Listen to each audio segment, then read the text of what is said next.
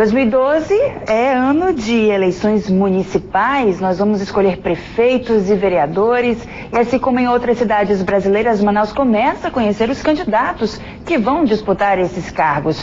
E o prazo para que os partidos políticos realizem as convenções que vão definir esses candidatos e as coligações está terminando. O calendário eleitoral já foi definido pelo Tribunal Superior Eleitoral, assim como as regras da disputa. Para falar sobre esse e esses outros assuntos, a gente vai conversar agora com o juiz Abraham Campos Filho, ele que é juiz do pleito eleitoral aqui em Manaus. Bom dia, doutor, seja bem-vindo. Bom dia, Guilherme. Bom dia, Paulo.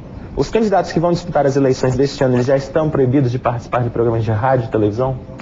Olha, nesse momento já estão proibidos, mas a campanha propriamente dita começa no dia 6 de julho, que será um dia depois do prazo para o registro das candidaturas. Esses candidatos, eles vão poder fazer propaganda eleitoral no Twitter, no Facebook, nas redes sociais, vão poder montar os sites próprios, isso vai ser possível fazer? Sim, esse é um diferencial que já temos há alguns anos, né? A propaganda eleitoral se voltou para a internet, isso daí inclusive já está totalmente previsto na legislação, então não é algo que seja nessa eleição uma novidade, poderão sim. E como é que vai ser feita a fiscalização dessa propaganda nos meios eletrônicos? Da mesma forma como é feita a propaganda vinculada na rádio, na TV? Isso. Na verdade, o Tribunal Eleitoral compôs uma comissão de juízes, que são outros 3 juízes, que coordenarão a propaganda eleitoral. Mas o modo de fiscalização não difere de um ou outro meio de comunicação, é sempre o mesmo. Quando é que começa a propaganda no rádio e na TV? No rádio e na TV, em meados de agosto, depois que as candidaturas estiverem totalmente deferidas. Agora, além dessa mudança em relação à internet, que outras mudanças a gente pode citar em relação a pleitos anteriores? Olha, a grande mudança, o grande diferencial dessa eleição, nós diríamos que seja a aplicabilidade da ficha limpa, da lei da ficha limpa, né? Esse, com certeza, é um grande diferencial.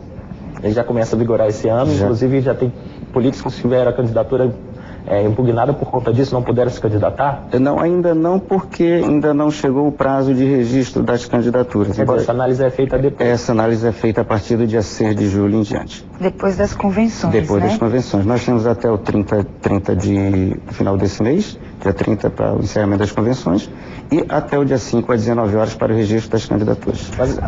As convenções, elas terminam, elas têm que acontecer até o dia 30. Até o dia 30. Até nesse momento da convenção que a gente vê grande mobilização, a gente vê carreata na rua, panfletagem, bandeirolas, isso também é permitido ou tem algumas regrinhas também para a realização das convenções? Existem regras para a realização das convenções. Essa propaganda é uma propaganda dentro do partido para aqueles que queiram ser candidatos, colocarem seu nome à disposição do partido para análise, né?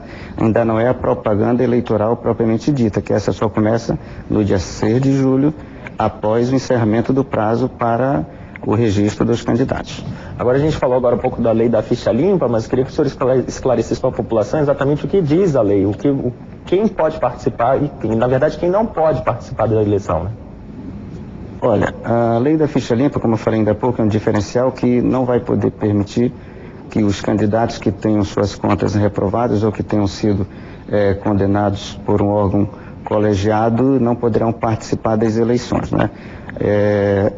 Para isso, os tribunais de contas da União, do Estado, o Tribunal de Contas já encaminhou, a gente viu o noticiário essa semana, o Tribunal de Contas da União, o do Estado encaminhará até o final do mês e nós tomaremos conhecimento dos candidatos que tiveram suas contas reprovadas e que vão ter dificuldade, por certo, no registro das suas candidaturas. Estes vão ter muita dificuldade para serem candidatos.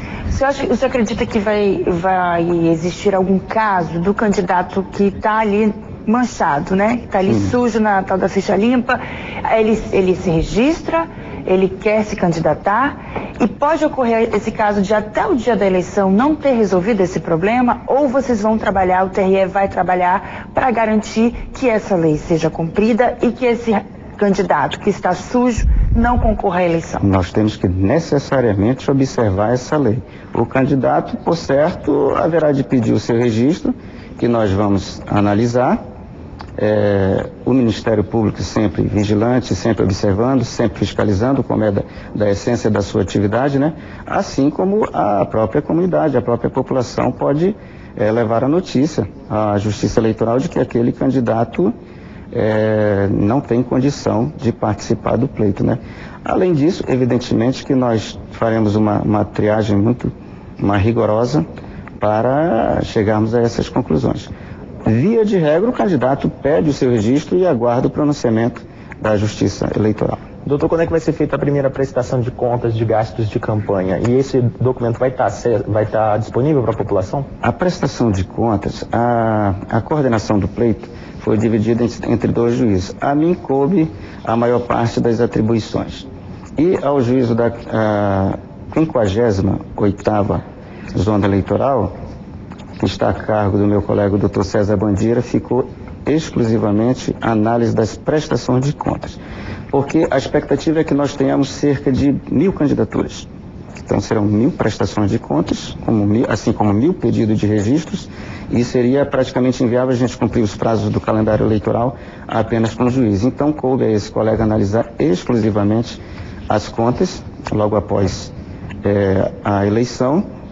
Nós temos prazo para isso, prazos sempre exíguos, e ele vai precisar examinar para que eu possa, lá na frente, proclamar o resultado das eleições e diplomar os eleitos. Eles só poderão ser diplomados se tiverem suas contas aprovadas, né? E mesmo aqueles que não tenham sido eleitos também necessitam ter suas contas examinadas e aprovadas para evitar que futuramente não possam ser candidatos. Doutor Abraão, muito obrigado pela sua presença aqui no Bom Dia Amazônia. Um bom dia para o senhor. Eu é que agradeço. Muito obrigado.